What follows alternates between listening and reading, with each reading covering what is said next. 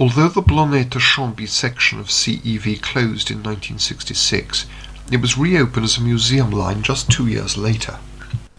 So this was filmed within weeks of the restart. Naturally, operations would become more sophisticated in later years.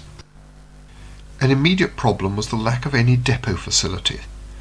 Outside of weekend running hours, the operating stock could only be stored at Chamby Station, a restricted site cut from a steep hillside. At filming, this 0440 Mallet tank was their only usable steam loco. Built in 1918 by Machine Construction of Karlsruhe for Germany's Central Baden Railway, it ran on the Zell to Todtnauerli line within 20 miles of the Swiss city of Basel. Steam operations depend heavily on volunteers willing to do the dirty, laborious jobs.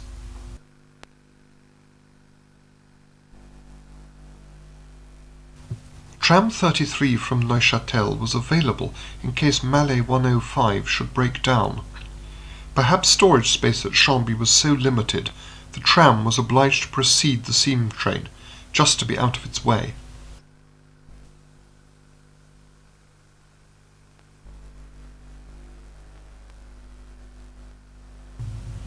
Although not from this route, the four-wheeled coaches are also from early Edwardian days.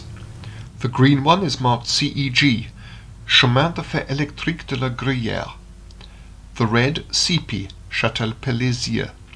Both lines became part of Canton Fribourg's GFM network. Work had already started to build the museum and operating depot on a hitherto greenfield site. Cornaux, a stop on request. Cornaux Tunnel, about 50 yards long. Although only a little over 1 3/4 miles long, the Blonay-Chamby is a real Swiss railway with a tunnel and quite a respectable viaduct. It's named after the Bay of Clarens on the lake, about 1,000 feet lower.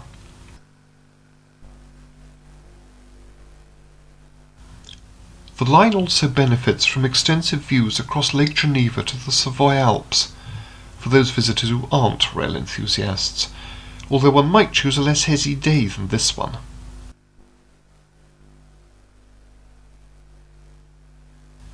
Approaching the end of the downhill run, the fireman will be starting to build up the fire to have ample steam for the return slog. The steep hillside above Montreux has a sunny aspect and magnificent views. The Chemin de Fer Électrique Vauvezan and the MOB made it accessible in the first years of the 20th century. It must surely have then become a property developer's dreamland for the highest class of client.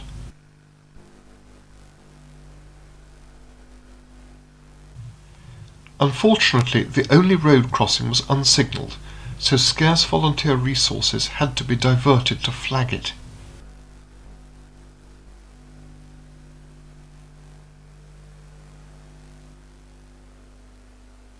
So we come to the junction with the still very much active CEV, nowadays run as a tourist mountain railway to Les Pléiades, a viewpoint more than 2,000 feet higher. Neuchâtel Tram 33, which had preceded us down the line, well ahead, is tucked into a siding as reserve. It's an odd twist of history that part of a line which opened in 1902 with electric traction should have become a well-known steam operation after the normal end of the steam age. So it can't really be termed a preservation scheme, although the line is still electrified at the 850 DC, to which the MOB's line voltage was raised when its trains became heavier.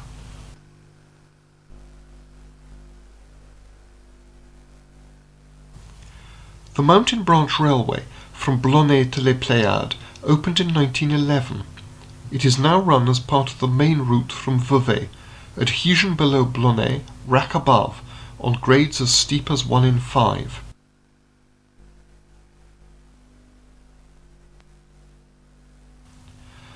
Our conductor proudly sports the traditional satchel. It's red to show he's in charge of the train. It's always worn so low in order not to thump into seated passengers as the conductor passes along his train.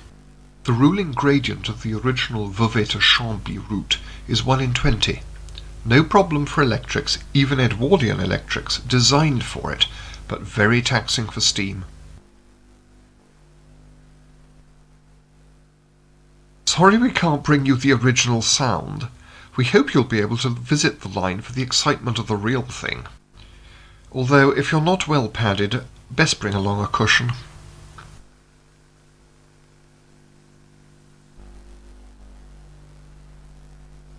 In the years since filming, the line's museum has opened and become one of Switzerland's major railway attractions.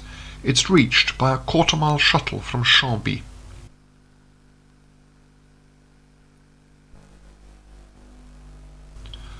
Blonay-Chamby depends on tourist and leisure travellers and on volunteer workers, so no surprise that it only operates at weekends from May to late October.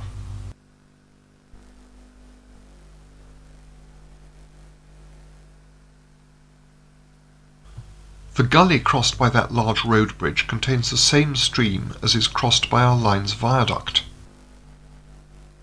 We stopped by request at Chantemerle to set down passengers. This volunteer seems to have brought along the family.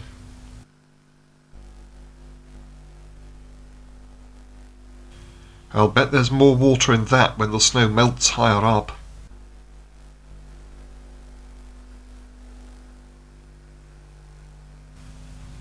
Cornaux tunnel, this time with smoke. Less than 10 years before this, many Swiss local trains still had coaches with wooden seats. Whilst it's good that local residents use the train, it is an effort restarting on 1 in 20. Here again, the site of the future museum. Study the loco's front end as it hits the entry points. Did you spot the sideways jerk as the front unit of the articulated mallet design took the turnout? 105 had to be taken out of service in 1970 and didn't work again until the mid-80s.